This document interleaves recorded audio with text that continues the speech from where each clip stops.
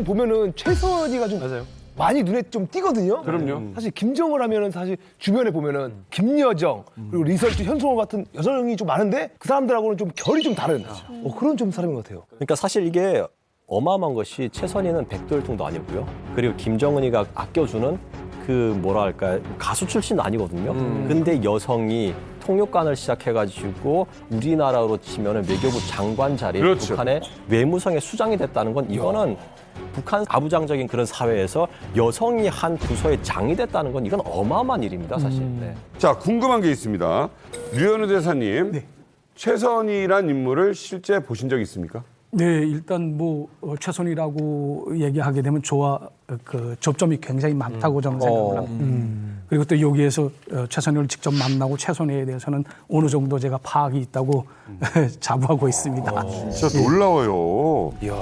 외무성 국장, 그러니까 북미 국장이 된 이후에 최선희가 그 북미 담당 부상 꼬짱 한 2년 만에 쭉 올라가거든요. 초고속 승진을 합니다.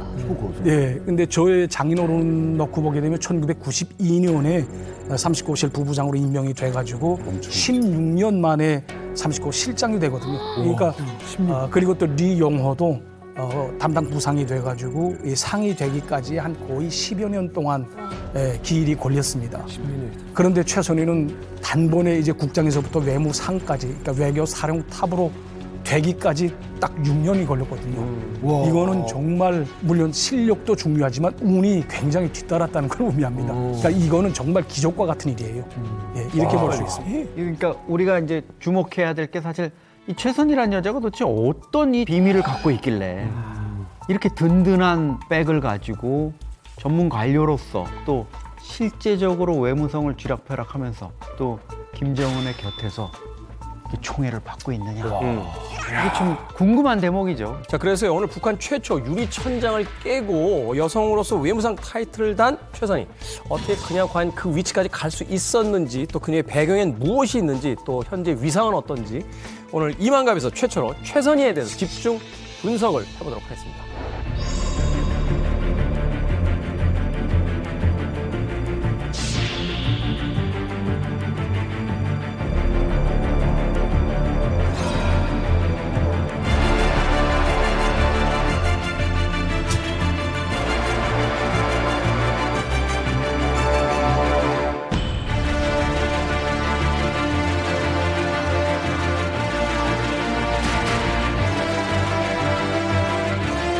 그러고 보니 대부분이 여성들에게 휩싸여 있는 김정은.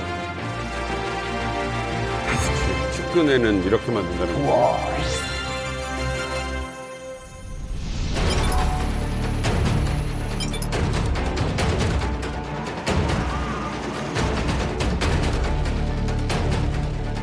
자신감이라고 해야 될까요? 그런 게 굉장히 있고 안절부절을 한 적은 없어요.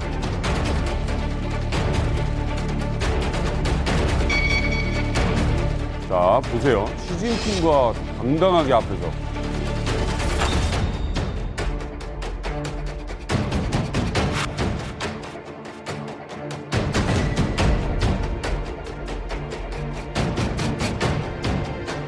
Our belief that we should strongly hold to the nuclear weapons to deter the possible U.S. attacks. The United States is trying to threaten DPRK with nuclear weapons, so we are trying to strengthen our nuclear capabilities in order to cope with the 이런 장면. 이거 북한 누구도 못해요. 막 자유롭게 발언도 해버리고.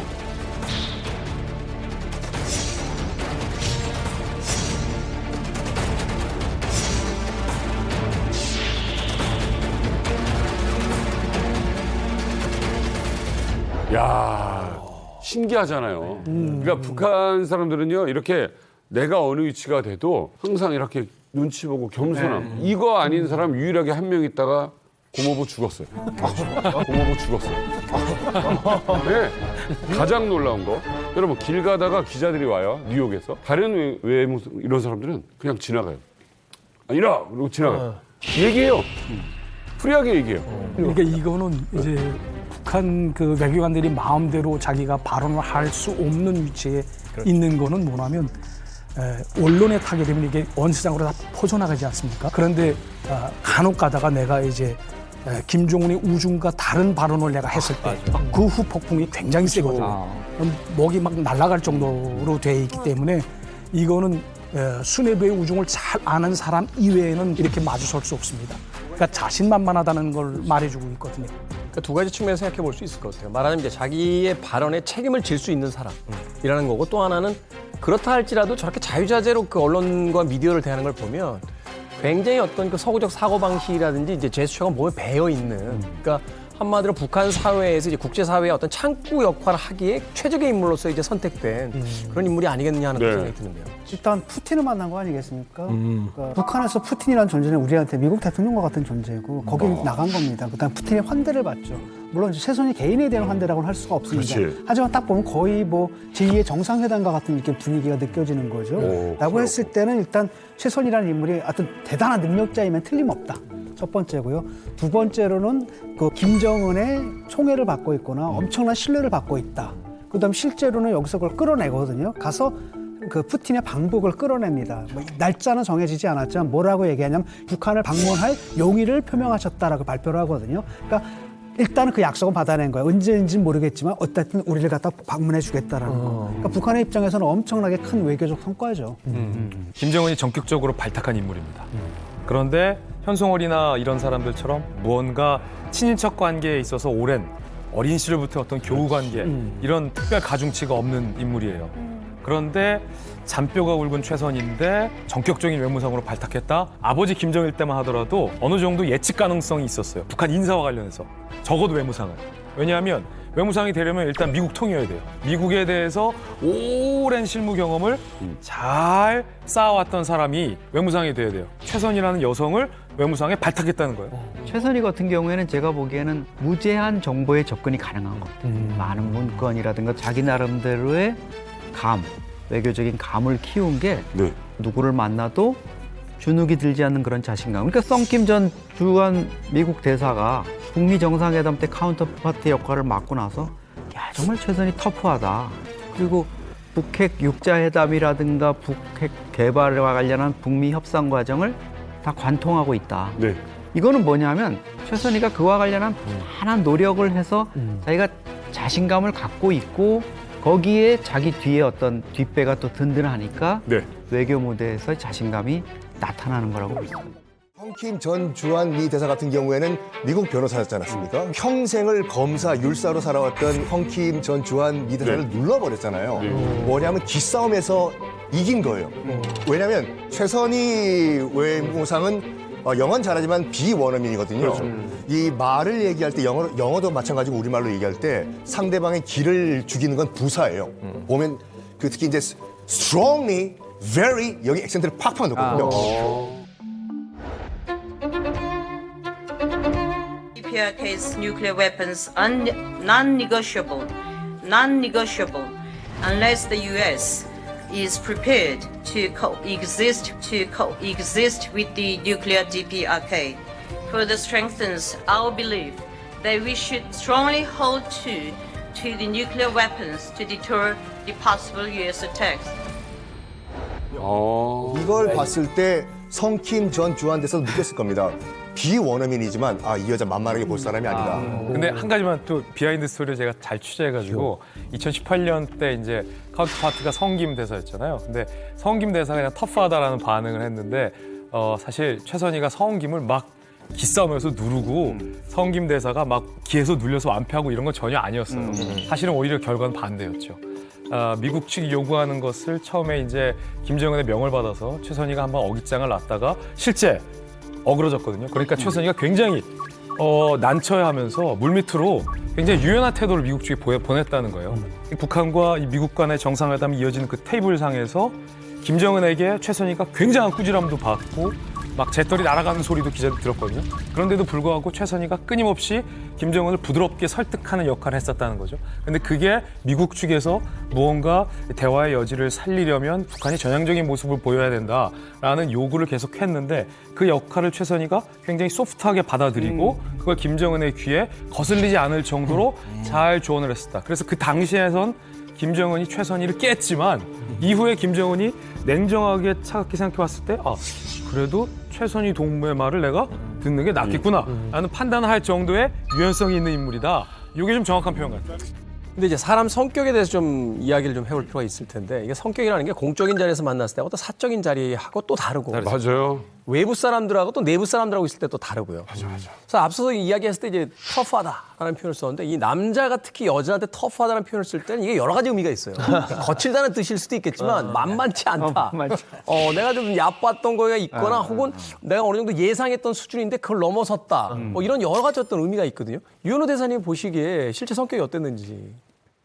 제 보기에는 그렇지는 않은 것 같습니다. 왜냐하면 이렇게 겉보기에는 그 최선희 외무상이 걸을 때도 이렇게 팔자고름 비슷하게 걷는 습관이 있어요.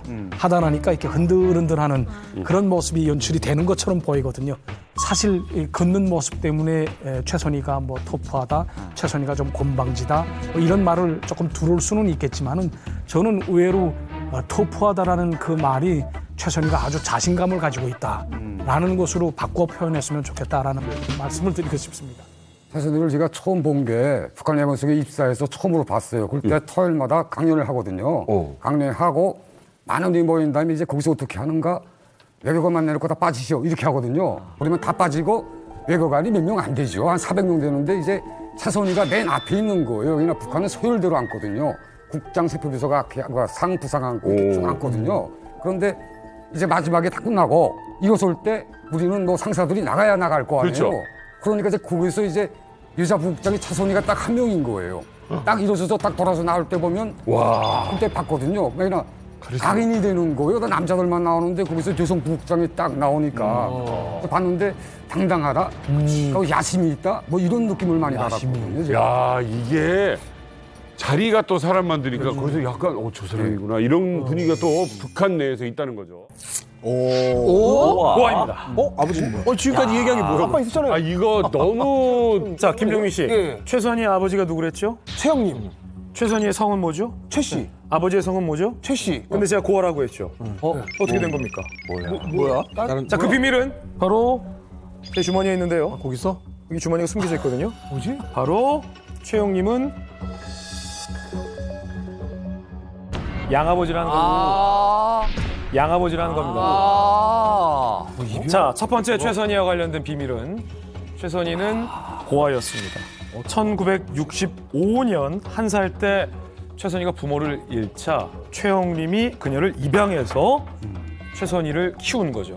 1살 때 입양을 했기 때문에 최영림이 아주 어렸을 때부터 최선희를 자기 딸처럼 쭉 키워왔습니다. 하지만 출생의 비밀은 최선희는 고아였다는 거죠. 그러면 북한 내에서 출생과 이 출신 성분 토대가 매우 중요한 그런 북한에서 고아 출신의 최선희가 북한 외교를 총괄하는 그것도 여성 외무상이 된다라는 것은 북한의 위인전은 없지만 북한 위인전에만 나올 법한 출생의 비밀이었죠. 하잖아요. 그 입양됐었잖아요. 입양된 거잖아요, 지금. 근데 저도 북한에서 입양됐었거든요.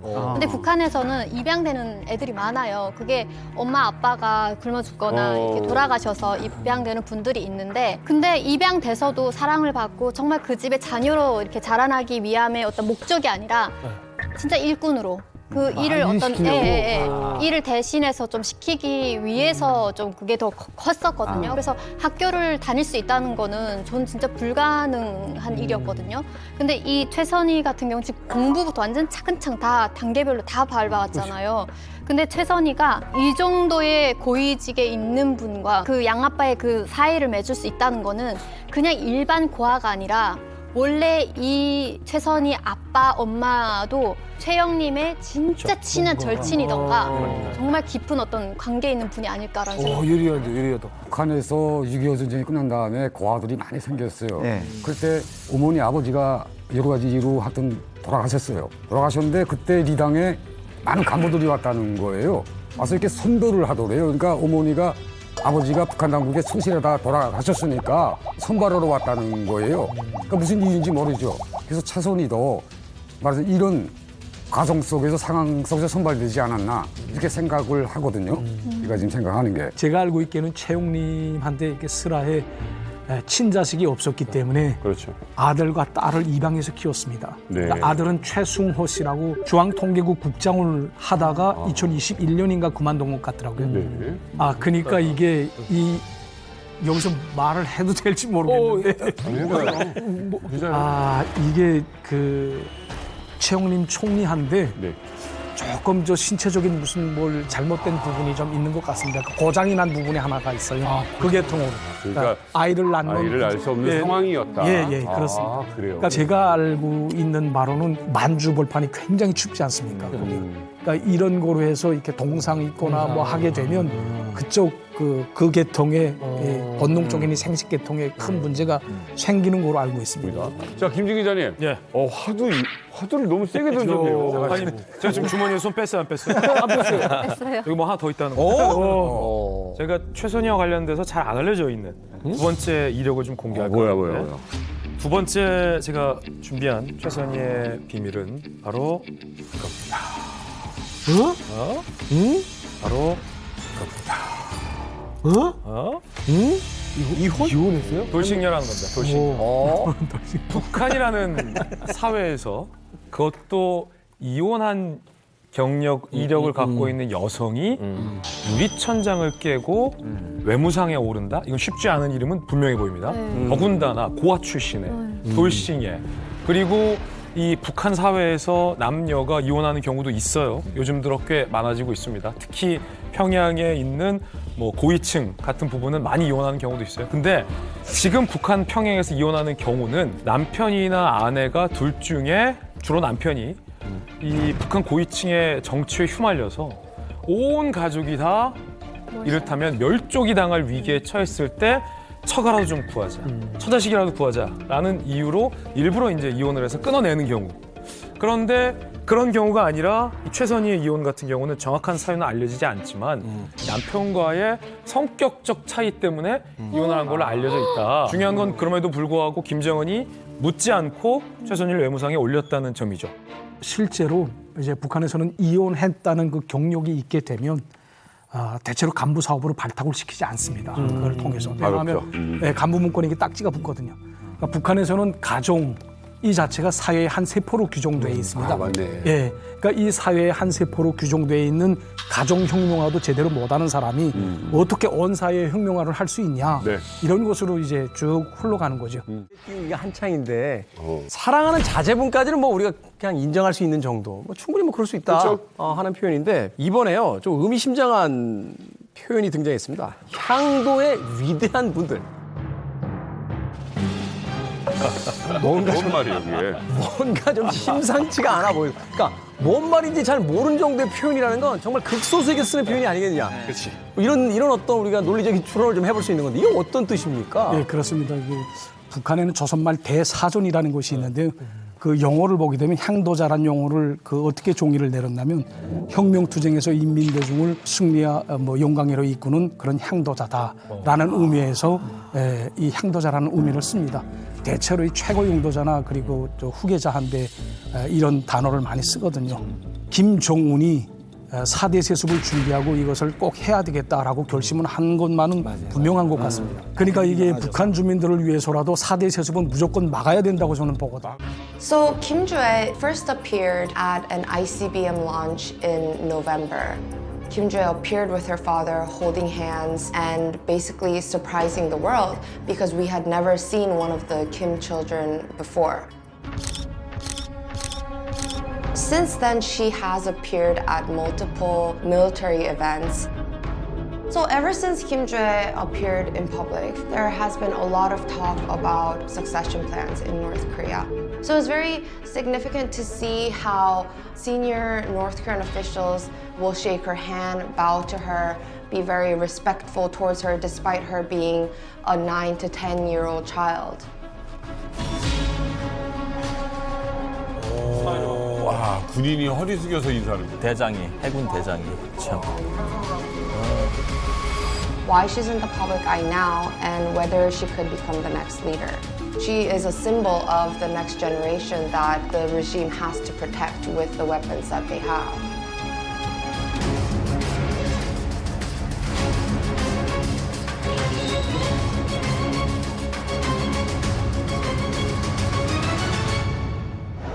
어디가 보는 것 같아. 진짜 북한판 앞으로 어디 가죠?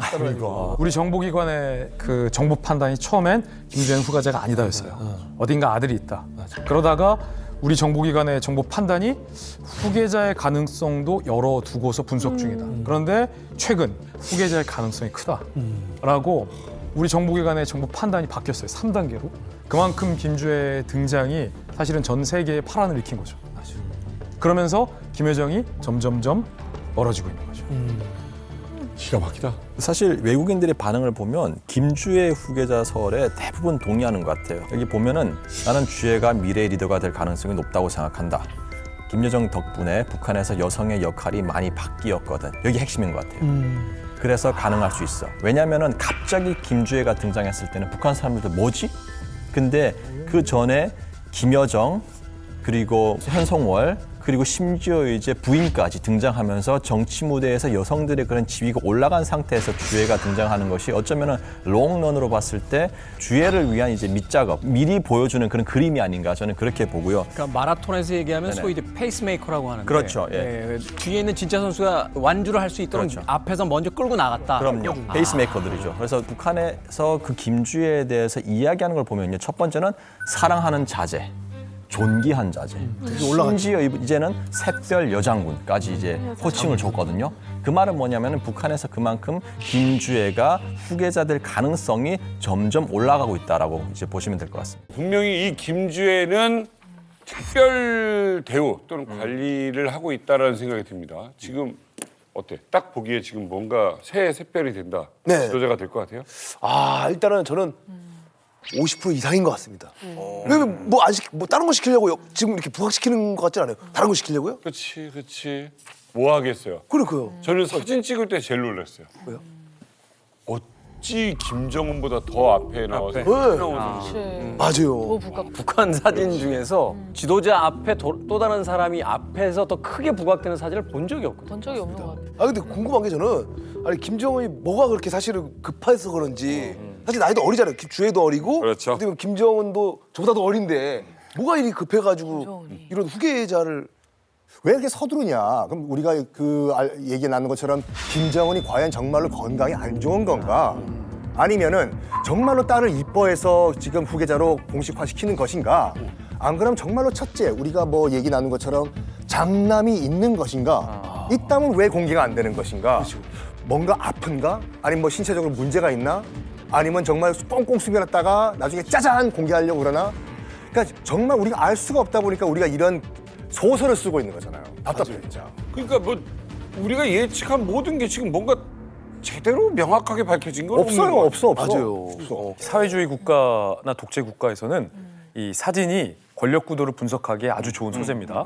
경찰 위성을 성공한 날 경축연 장소 사진인데 주애가 일단 리설주보다 엄마보다 아빠인 김정은에게 훨씬 더 가까이 앉았다. 아니 심지어 전체 구도에서 가운데 앉아 있어요. 가운데. 예. 와. 담배 라는 게 좀 눈에 확 들어와요. 김정은은 뭐 지금 아무 생각 없어. 엄청 신나 있는 약간 취하신 거 거고 와인도 한 잔 있고 분위기가 좋을 수밖에 없죠. 김정은의 위치를 보면 좌덕훈 우주애. 그러니까 김정은 입장에서도 주애가 얼마나 중요한 인물이다라는 게 이 사진에서도 부각이 되고 있는 건데 이 사진을 좀 더 넓게 보면 대박이다. 김여정은 어디 있습니까 지금? 한참 떨어져 있는. 저 멀리 있어요. 우리가 예전에 한때 김여정과 김정은이 북한이라는 권력을 나누어서 분할 통치하고 있는 건 아니냐라는 정보기관 관계자의 국회 보고가 있어서 그때 김여정을 굉장히 주목했잖아요. 그랬던 김여정이 지금 어디 있는지 한번 보십시오. 밀려도 한참 밀려있다. 주애가 등장하기 전과 후로 김여정의 위치와 김여정의 위상에 대한 관심이 확 줄어든 게 명백히 사실이 됐죠. 그러네요. 네, 제 생각에도 이번에 또 공개된 사진을 보면 김정은과 간부가 이야기하면서 이렇게 서류를 보고 있는데 같이 듣네요. 주애가 아무렇지 않게 너무 자연스럽게 간섭하는 모습이 보여지고 있거든요. 사진은 저거는 정말 어마어마한 메시지를 준다고 봐요. 그래서 주애를 후계자로 내세우기 위한 밑밥 작업을 깔고 있고 또 영향력을 키워주려고 애쓰고 있는 걸로 보여지거든요. 사실 이제 우표 발행이라는 게 상당한 의미를 갖죠. 특히 우리는 요즘 약간 우표에 대한 관심이 이제 우편이 안 하니까 떨어졌는데 북한은 아직도 우표. 우리가 한 80년대, 90년대 우표에 열광하던 많이 모았죠. 것처럼, 그런 느낌인데 사실은 우표 발행은 약과다. 그거보다 더 중요한 결정이 있었습니다. 바로 작년 11월 18일 김정은이 딸을 처음 데리고 나타난 11월 18일을 북한이 미사일 공업절로 국가적인 기념일로 지정을 한 거죠. 자, 이게 처음 나타났어요? 데뷔잖아요. 역사적인 중요 전략무기 시험 발사장에 사랑하는 자제분과 여사와 함께 몸소 나오시어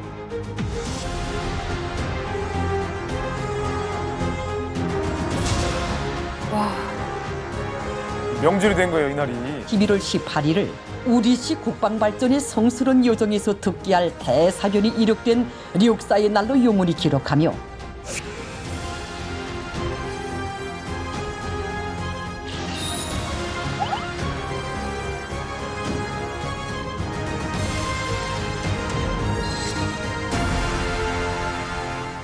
김주애가 나중에 진짜 후계자가 된다면 또 지도자가 된다면 11월 18일 전화를 아마 미사일 발전 ICBM을 현지 지도한 날로 아마 기록을 할 거예요. 그러니까 저게 기념일이 됨으로써 전화를 얘기하려면 매번 저 주애가 등장했던 거를 계속 보여주게 되는 거예요.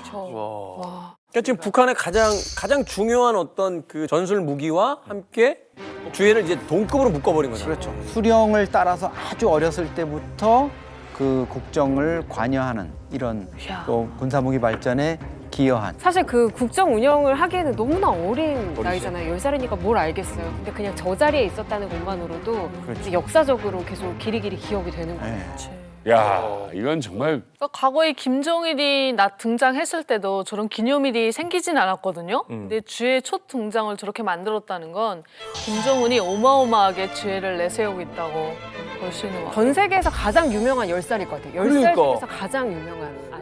김주애 등장을 보면서 등장시켰을 때 북한 주민들의 그 반응이 귀엽다, 예쁘다. 그래가지고 사실은 주애에 대한 그 팬덤층이 만들어졌다 그래요, 북한에. 주애를 보고 저 뭐야 이거 막 욕하는 사람도 있지만 또 젊은 층들 중에는 옷도 되게 스타일리시하게 입고 그리고 얼굴도 예쁘고 그리고 이제 뭐 웃고 하는 그런 걸 보면서 예쁘다. 그 호감이 생긴 거죠. 그러다 보니까 그런 호감들이 또 김정은 정권을 서포트하는데 어느 정도 이제 그 기여를 했다고 저는 보고요. 그리고 올해만 해도 주애가 그 해군 사령부를 방문해가지고 여러 가지 행동들을 하고 그리고 구구절에 등장시킴으로써 북한 주민들에게 그리고 전 세계 주애를 알렸거든요. 네.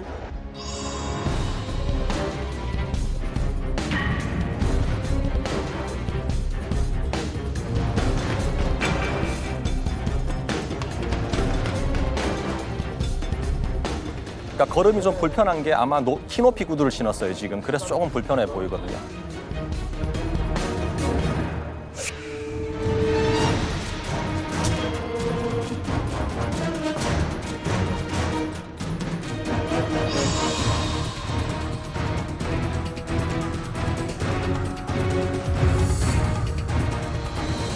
김주애가 둘째이고 딸이라 하더라도 김주애가 과거 김정은처럼 승부욕이 강하고 정치적인 야심도 강하고 이제 자신의 아버지의 뒤를 잇고자 하는 의지가 강하다고 하면은 후계자로 인정할 가능성이 더욱더 높다고 봐야겠죠. 이 열병식 때 주애가 등장했을 때 김여정은 저 멀리 구석에서 있었던 사진이 있었잖아요. 이때 사실 스포트라이트는 김정은, 리설주, 김주애가 다 받았잖아요. 심지어 리설주도 지금 한 발짝 물러서서 뒤에 있어요. 뒤에 있고. 와. 예. 네, 그래서 생긴 별명이 이제 모퉁이 공주라고. 원래 백도공주였는데 모퉁이 공주로 그냥 격화가 됐습니다. 이게 뭐야? 레드 모퉁이에 있으니까. 그러니까 저기 아까 구석에 있고 그다음에 이 세 사람 레드 카펫을 걸어가는 것을 갖다 멀찌감치 떨어져가지고 바라보고 있지 않습니까? 그리고 이번뿐이 아니라 같은 달 17일 광명성절을 기념으로 열린 이제 체육 경기 대회가 있었거든요. 맞아요. 거기서도 저쪽 구석에 가 있지 않습니까? 있네. 중심에는 지금 김정은하고 김주애가 앉아 있고 이것만 봐도 이제 그 달라진 위상을 알 수 있는데. 근데 이런 것도 있지 않겠어요? 사실 우리가 자기 자리가 불안할 때 사진 찍으면 가운데서 찍으려고 하고 권력자가 쓰면 옆에 가 쓰려고 하지. 자기 힘에 대한 확신이 딱 쓰는 순간은 사실 그렇잖아요. 진짜 부자들이 옷차림에 그렇게 신경 안 쓴다고 하잖아요. 오히려 어설프게 부자처럼 보이고 싶은 사람들이 명품과 뭘 들고 다니지 뭐 마크 주커버거는 맨날 그 늘어진 티셔츠 스티브 잡스는 폴라티만 입고 다녔다고 하는 건데 김여정 입장에서는 내 위치, 내 힘이 어느 정도다라고 확신이 쓰는 순간 어디에 있건 뭐 그게 그렇게 그거를 이제 개인이 그냥 스냅샷으로 찍었으면은 그렇게 우리가 이해를 할 수가 있는데 북한 정부의 공식 사진이잖아요. 제가 봤을 때는 이거는 약간 그 암묵적인 경고라고 봐요. 그러니까 이거 공개적으로 망신 준 거예요. 너 구석에 찍힌 거 만인들이 다 보게 내가 공개를 하겠다. 그러니까 까불지 마라 이거거든요. 다른 또 사진이 있는데 그 현지 시찰 사진도 있거든요. 딱 보니까 지금 아직도 모퉁이 어디야? 어디야? 원리를 찾아라 저기. 산 밑에. 원안에 있는 게 이제 김여정. 확실해요? 확실해요? 근데 잘 안 보이는데죠? 저걸 봤을 때도 마음만 먹으면 너를 프레임 밖으로 이제 아웃시킬 수도 있지만 일단 너를 프레임 안에 넣는데 구석에 모퉁이 공주로 내가 박아버리겠다. 그 말은 뭐냐면 까불지 마라는 공개 경고인 것 같아요, 저게요. 저는 그렇게 생각하지 않는데요. 일단 구석에 밀려난 사진들에서 내가 위축되어 있다라고 보일 만한 행동들이 없었고 제가 광명성절에는 지금 끝에 있지만 2개월 뒤 태양절에 축구 관람할 때는 또 앞에 나와 있습니다. 이게 내 맘인 거야. 네. 왔다 갔다 그냥. 의도적으로 자기가 그냥 앉고 싶은 자리에 그냥 아무리 밀려났다고 해도 2개월 만에 이렇게 막 왔다 갔다 할 정도로 그럼. 자리를 이렇게 옮긴다라는 것 자체가 저기서 가운데 앉았어. 그럼 누가 와서 죄송한데 제 자리인데요? 누가 해? 그러니까 제가 봤을 때 자기가 그냥 서고 싶은 자리, 자기가 앉고 싶은 자리에 이 사진 앉는다고 묘하네. 저는 생각을 좀 많이 23년 9월입니다. 북미회담 때. 가장 최근 사진 중에 하나죠. 가운데 있잖아요. 그러네. 완전 가운데요. 전략적으로 자기가 이제 그 상황에 따라서 빠져줘야 될 때 빠져주고 나설 때 나설고 낄낄빠빠를 잘하는 그런 사람인 것 같아요. 사실 김여정이 아직까지 뭐 담화문 발표하고 형식적인 권한은 가지고 있는 것으로 보여요. 그런데 김주의 등장부터 사진 프레임에서 자꾸 멀어져요. 그리고 그 멀어지는 거를 노동신문 본사정치보도반이라는 데서 그런 사진들을 골라서 내요. 노동신문에. 그러면 이것을 김정은이나 이설주가 원해서 밑으로 밀어낼까? 저는 그것보다는 아직까지는 김여정이 자기가 알아서 물러서는 거 같아요. 그러니까 이 피는 사랑은 아래로 흐른다고 주애가 크는 속도만큼 멀어지는 거야. 그러니까 아버지가 딸이 조그마하고 이랬을 때는 나밖에 믿을 사람이 없었는데 이제 자기 가족도 그렇고 애도 크니까 이런 때는 내가 조금 빠지는 게 맞을 것 같다. 왜냐하면 장성택 처형도 보고 고모가 지금 은둔 상태에 처한 것도 다 보고 자기가 그런 일들을 만들었다고 이제까지 이야기를 한 거 아니에요, 우리가. 그런데 자기가 계속해서 프레임의 중심에 서면 오빠가 얘가 딴 마음을 먹는 거 아닌가? 그럼 이설주도 이상하게 생각할 수도 있는 가능성이 있고 그러니까 자기가 지금 단계에서는 자기가 알아서 사진 프레임에서 빠지는 것으로 보여요. 그러니까 나는 오빠의 권위에 절대적으로 훼손이 안 가도록 내가 알아서 행동하겠다. 이런 메시지를 오빠한테 보여주는 것 같아요. 김여정은 독재자의 딸이잖아요. 그리고 독재자의 동생이고 그리고 동시에 백두혈통이고 그리고 동시에 수령의 정권과 4대 세습을 공고해야 되는 수령에 충직한 전사예요. 그 말은 뭐냐면은 김여정하고 이제 김정은이가 운명의 공동체이기 때문에 이 4대 세습이 펑크가 났을 때는 김여정 또한 힘들어요. 그렇기 때문에 김여정 같은 경우에는 이제 지금 북한이 시동을 건 4대 세습에 주애가 올라왔는데 또 다른 여성이 자꾸 화면에서 이제 왔다 갔다 한다 그러면은 시선이 분산되는 거예요. 온 이 주애한테 지금 초점을 가야 될 시기에 자기가 거기에 무대에 선다? 오히려 무대에 서는 것보다는 무대 밖에서 김주애라든지 김정은 오빠라든지 이런 움직임 동선들을 잘 체크하고 스무스하게 계속 갈 수 있는 그런 거를 만드는 하나의 전략을 만들고 있지 않나 그렇게 저는 보고 사실 그리고 김여정이 힘이 빠졌냐? 저는 힘이 빠졌다고 안 봐요. 김여정의 위치만 바뀌었어요. 화면에서 위치만 바뀌었지 김여정이 갖고 있는 파워는 저는 그대로라고 봅니다. 김정은이 군수공장을 시찰한 뒤로 한 여성이 보이죠? 백팩 메고 마치 무슨 혼자만 배낭여행으로 북한 온 관광객처럼 딴짓을 하고 있어요. 힘이야. 사실은 저게 가능한 인물이 북한에서 있겠느냐. 잘하네. 바로 또 김정은이 앞에서 지금 그 시찰을 하고 있는데 저 뒤에서 지금 시선이 딴 곳을 보고 있잖아요. 그러니까 지도자가 보고 있는 곳과 다른 곳을 볼 수 있는 그 존재라는 거. 저 사진의 선택은 저는 김여정이 최종 정결자, 네. 최종 결정자가 김여정이 아니면 나는 이거 불가능한 사진이라고 봐요. 아버지는 딸 김여정을 우리 여정 공주로 불렀습니다. 아버지 김정일이 우리 여정 공주에 대한 사랑이 얼마나 지극했는지는 가족 배치도에서 나타납니다. 가족 행사 때마다 아버지는 여정 공주를 항상 본인의 옆자리에 앉혀왔습니다. 급기야 김정은은 한 다리 건너 이미 오빠들보다 딸에 대한 사랑이 지극했다라는 반증인 거죠. 급기야 김정일은 이런 얘기를 합니다. 우리 여정이에게 코수염이 있었다면 내래 여정이를 후계자로 시켰을 끼야 라고 말입니다. 코수염이 있는 김여정의 모습 시청자 여러분들은 어떻게 생각하십니까?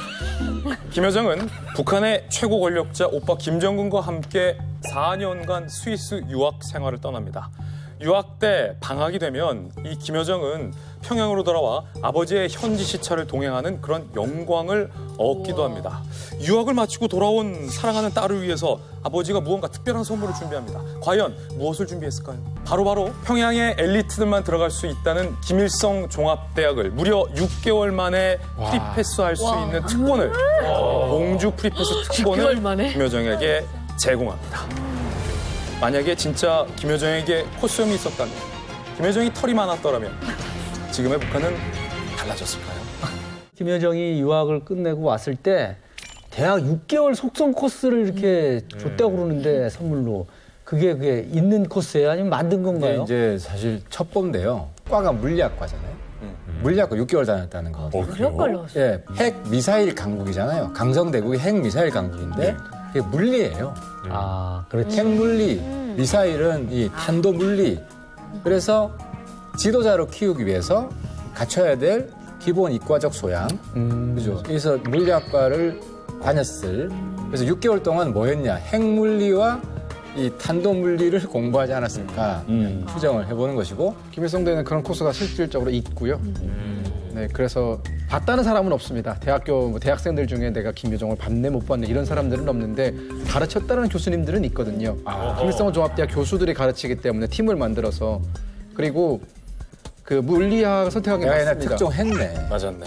네, 물리학 선택한 게 맞고, 그리고 제가 김일성 종합대학 2009년에 입학했는데 외국어 문학부에 실제로 김씨 일가 2명이 있었어요. 저희가 이름을 모르는. 김여정은 분명히 아니었어요. 제가 얼굴도 알거든요. 근데 이름도 모르는데 그 사람들도 1년짜리 특설반을 다니고 나갔거든요.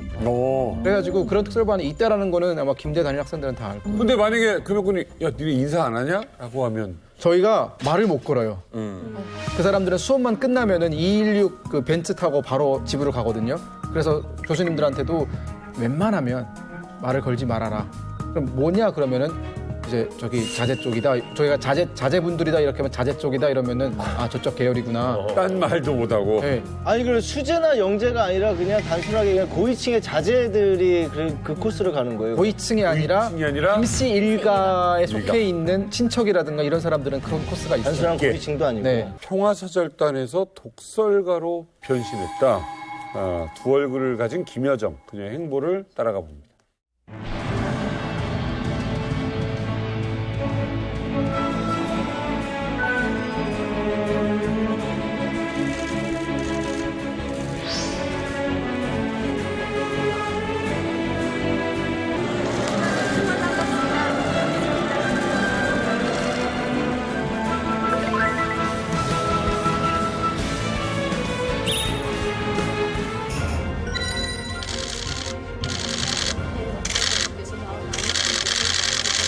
이렇게 웃고 인사하고 밥 먹고 어떻게 사는 거야?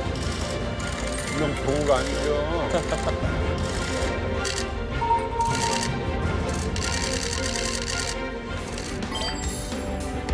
일부러 웃는 건데 완전. 밝게 웃잖아요.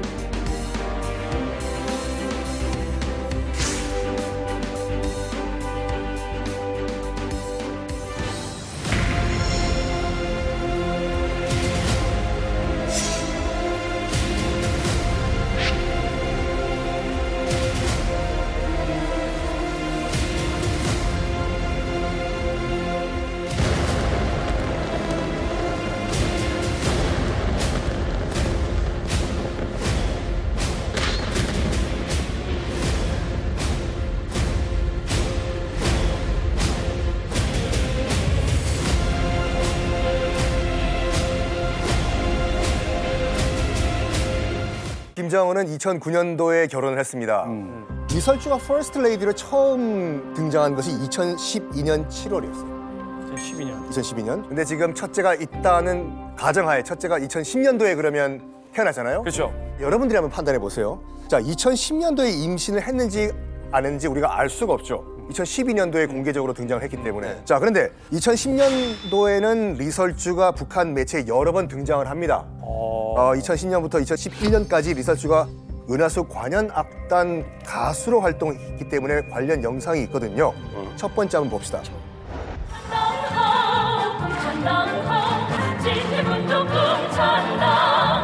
한복을 입었기 때문에 지금 임신을 했는지 안 했는지 여부는 알 수가 없어요. 만약 2010년도에 출산을 했다고 하면은 상반기에 출산을 했겠죠. 이건 출산한 이후의 모습이고. 야, 그래도 말도 안 돼. 산후조리를 저렇게 잘했다고 금방 붓기가 빠졌다고?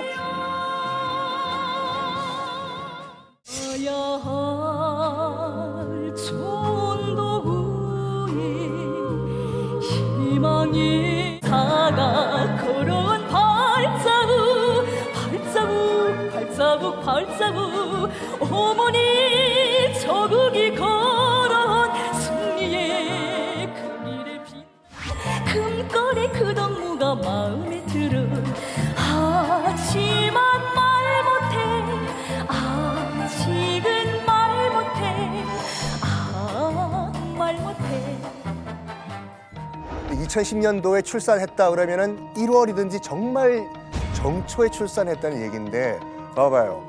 아무리 지금 북한이 막가는 국가라고 하더라도 출산을 한 직후에 여인을 바로 무대에 올렸다. 산후조리도 안 하고. 산후조리도 안 하고. 이거는 좀 오만 게 그래도 백 대통령에 이제 지도자의 아이를 낳은 사람이 뭐 노래 시킨다고 무대에 말이 안 되죠. 북한이?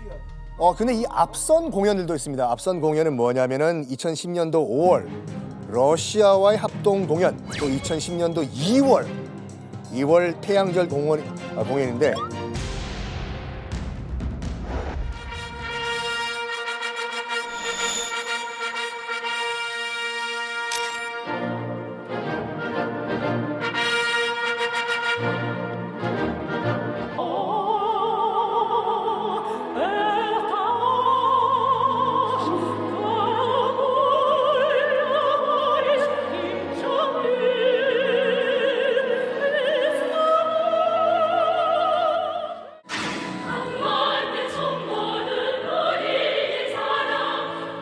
메인도 아니고 저 뒤에 합창단이야? 단원들 사이에 있는 거예요? 어머머머. 공연이 하나가 더 있습니다. 바로 태양절 음악회 무대에도 선 리설주인데. 잠깐만, 그럼 언제 출산을 한 거예요? 2010년에 출산을 했으면.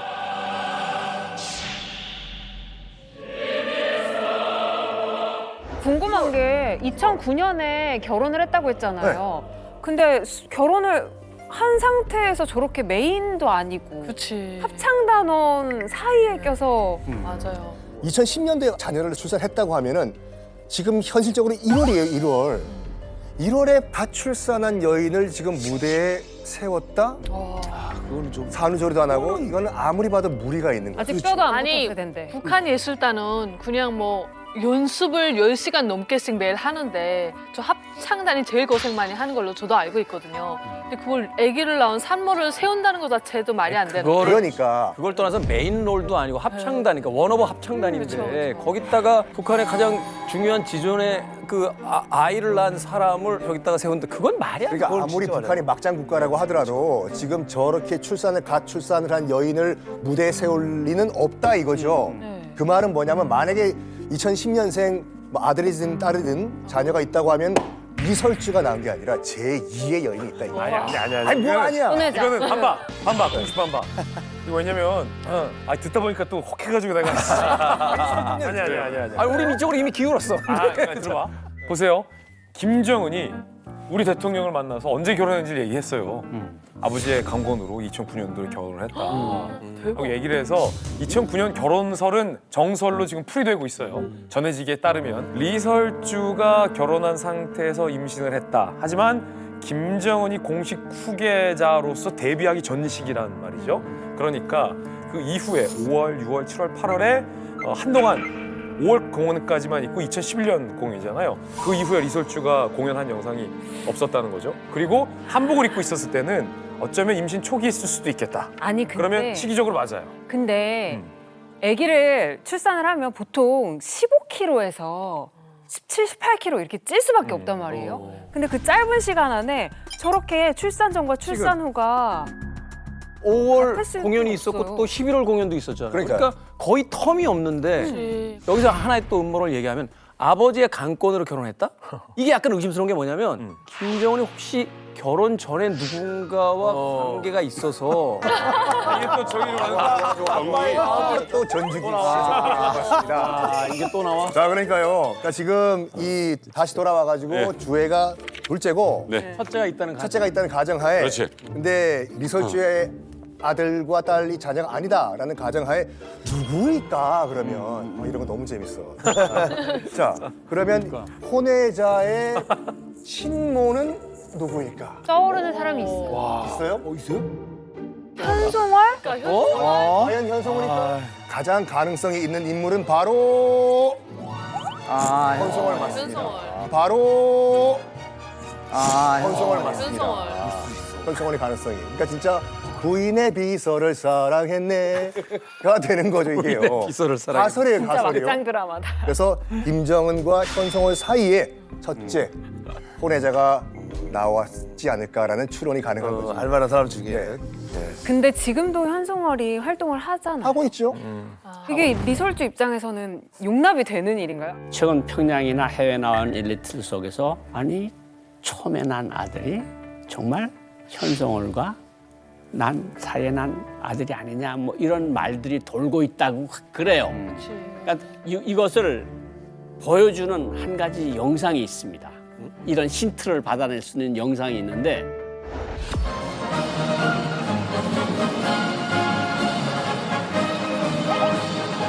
아, 유명하죠. 홀몸이 아니라 그 산원에 인차 가야 할 몸이랍니다. 비밀이 아니라면은 그 아들을 낳는 것이 좋습니까? 아니면 그 딸을 낳는 것이 좋습니까? 예, 저는 아들을 낳고 싶은데 임신하면 저렇게 되는 거죠. 제 배 안에 있는 아이가 딸이라고. 근데 딸이라고. 저희 세대주는 마지막까지 지금 아들을 낳을 수 있다고 지금 믿고 있는데. 세대주? 예.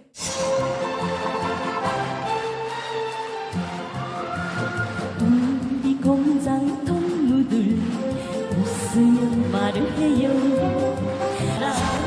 날고 춤마 처녀래요. 이제까지 북한 역사상의 1호 행사, 그러니까 소위 지도자를 모신 행사에서 만삭이 된 여성이 나와서 춤을 추거나 노래를 부른 역사가 없습니다. 모든 동영상이나 기록 영화나 다큐랑 보면 이렇게 만삭이 된 여성이 없는데 김정은이 또 저걸 보고 막 좋다 그러거든요. 그러니까 그러면 그때 배 안에 있던 애가 무슨 이런 생각을 안 할 수가 없는 거 아니에요. 그런데다가 이게 현송월이라는 여성이 가수였는데 김정은이가 정권을 확실히 잡은 이후에 어떤 일들이 벌어지냐면 그냥 대위였던 여자가 모란봉 시범학단 단장이 돼요. 대위에서 대좌로 올라가요. 그러니까 우리 대위에서 대령으로 올라간단 말이에요. 예. 그리고 대령이 된 몸으로 예술단을 데리고 중국을 방문을 해요. 중국을 방문해서 김정은이 지시로 중국 방미 지도부를 위해서 예술 공연을 준비하는데 뒤에 배경 화면에 미사일이 올라가요. 그러니까 저건 너무 세계를 자극하니까 빼라. 그럼 못 뺀다. 거기서 왈가왈부가 벌어지는데 나 그럼 간다. 그러니까 지재령 대사가 주중 대사가 대령보다 훨씬 높은 직위 아니에요. 당연히 부부장까지 하던 사람이 나갔으니까 그러지 말라. 중국 당과 지도부를 위한 공연이 오늘 리허설이에요. 내일 저녁에 공연을 하는데 이렇게 가겠다면 어떡해. 내가 다 책임지겠어요. 싹 다 책임지겠어요. 간다. 대박. 그리고 그날 기차 타고 평양으로 갔어요. 예술단을 데리고. 무슨 일이 벌어졌겠어요. 김정은이 잘했다. 이게 보통 일은 아니잖아요. 믿는 구석이 있었네. 그러니까 한 여성이 김정일 죽은 다음에 고속으로 승진을 하잖아요. 그러니까 모든 사람들이 뭐야? 그러면 저 안에 배 대안했던 애가 혹시 이런 생각을 평양 사람들도 한다는 거예요. 이거는 할 수밖에. 그런 배짱이 어디서 나와? 그러니까. 근데 현송월 애가 남잔지 여잔지 밝혀진 것도 없는 거. 밝혀진 것도 없어요. 저도 이제 11살 때 진짜 그 음악 학원에 들어가려고 그 시험을 봤어요. 정말 내가 열심히 해서 음악 학원에 들어가야 되겠다 하니까 엄마가 저한테 야, 우리 집 쪽에는 예술계에 뒷배가 없으니까 너 그만둬라 하는 거예요. 근데 저 혼자 11살 때 내 힘으로 어떻게든 해보겠다고 시험을 보러 다녔는데 마지막에 저 혼자 떨어진 거예요. 친구들은 다 붙고.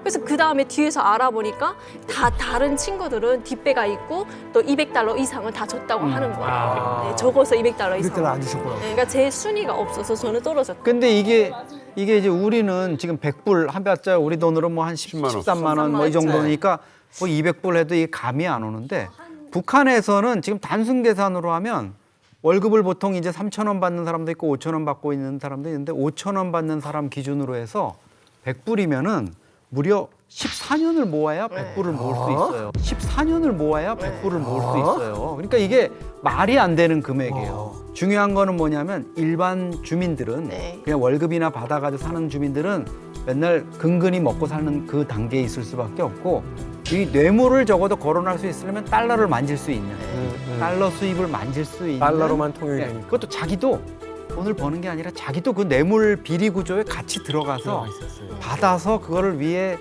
고이다 그러잖아요. 북한 말로 고인다 그러잖아요. 상납하는 그런 구조 속에 들어가 있는 거죠. 사실 한때 평양에서 이런 말이 있었다 그래요. 평양은 3명의 여자가 이끈다. 김여정, 이설주, 현송월. 맞네요. 그래서 평양은 여인천하다. 심지어 그 아까 말 타는 거 우리가 보았잖아요. 거의 백두혈통급이라는 소리예요. 예. 김정은의 눈에 비친 거는.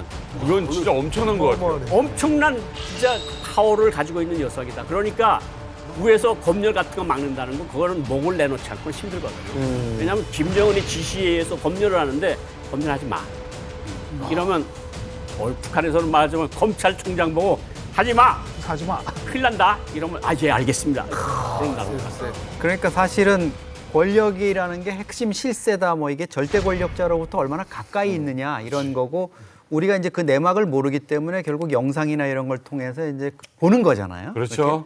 그런 면에서 보면 지금 현송월을 능가할 사람이 없다. 2021년 4월에 김일성 생일 맞아가지고 이제 김일성 시신을 참배하러 일행이 갔는데 현송월이 나란히 그 패밀리들하고 나란히 지금 가고 있는 모습이 나오고 왜 있냐고 여기. 그래서 결국은 김여정이가 최고 실세였기 때문에 한동안 북한 노동당 간부들 사이에서 모든 길은 여정 동지로 통한다. 뭐 뇌물을 하든 인사청탁을 하든 거기로 해야 된다 이랬는데 이설주와 함께 이제 현송월이가 거기에 또 하나 이제 낀 거예요. 그래서 현송월 가지고 이제 최근 나오는 정보에 보면은 달밤의 솔밭길 뭐 이런 얘기가 있어요. 뭐예요? 뭐예요? 이게 현송월을 의미하는 음어라는 거예요. 송월. 이렇게 해가지고 뭐 고위 간부들 사이에 멋있다. 은어로 이제 야 달밤의 솔밭길을 거쳐야 되는 거야. 뭐 이렇게 그만큼 현송월의 그 지위가 지금 높아지고 있다. 근데 유나 씨, 그 예전에 왔을 네. 때 그 나와서 듣던 현송월하고 네. 지금 현송월 들어보니 어때요? 아예 다른 사람인 것 같아요. 네, 그때는 정말 뭐 악단의 느낌이고 더 이런 느낌이었는데 지금은 지금 약간 정치적으로 완전 다른 사람인 것 같아요. 네, 정말 야 백마 타는 사진 저 깜짝 놀랐어요. 이 택시들이 달러를 주로 받아서 이제 이렇게 운영을 하고 이렇게 되는데 보니까 한 달에 한 대당 한 $500 정도씩 이제 기관에다가 상납을 하게 이렇게 돼 있으니까 이 자체가 지금 택시를 여러 대 이제 운영을 하게 되면은 상당한 거기서 이제 달러 수입이 나올 수 있고 그 이권을 지금 현송월이가 좀 차명으로 이거를 가지고 있는 것 아니냐 이런 의혹들이 북한 내부에서 벌어지고 있답니다. 지금 제기되고 있다. 아니 한 달에 $500를 낸다라고 하면 그 이상을 번다는 거잖아요. 훨씬 더 번다니까. 아니 9,000원을 버는데 운전기사들이 돈을 이렇게 잘 번다는 건 네. 결국 택시 회사들은 돈을 더 잘 번다. 더 잘 번다라는 게 될 거고 그렇다면 택시가 돈이 된다는 걸 알면 북한에서도 수많은 권력층들이 택시 회사를 쳐다보고 있을 텐데 그런데 아무리 문고리 권력의 핵심이라지만 현송월이 바지 사장을 두면서까지 택시 회사를 운영할 수 있다? 이게 현실적으로 가능한 겁니까? 가능하지 않은 일이죠. 그런데 북한 내부에서 야, 현송월이가 저거 위원장 곁에 가서 온갖 문화 사업을 다 독차지하더니 이제는 그 택시 회사도 그것까지 자기가 바지 사장 내세워서 다 해먹어 라는 얘기가 고위급들을 통해서 불만 사안처럼 터져 나온다는 거죠. 네. 그러면 어떻게 현송월이 택시 회사를 먹을 수 있었냐? 직접적인 문고리가 아니라 그 집 주인장의 입김이 있었다는 거잖아요. 근데 여기서 흥미로운 대목은 그걸 리설주가 뒤를 봐줬다는 얘기가 나옵니다.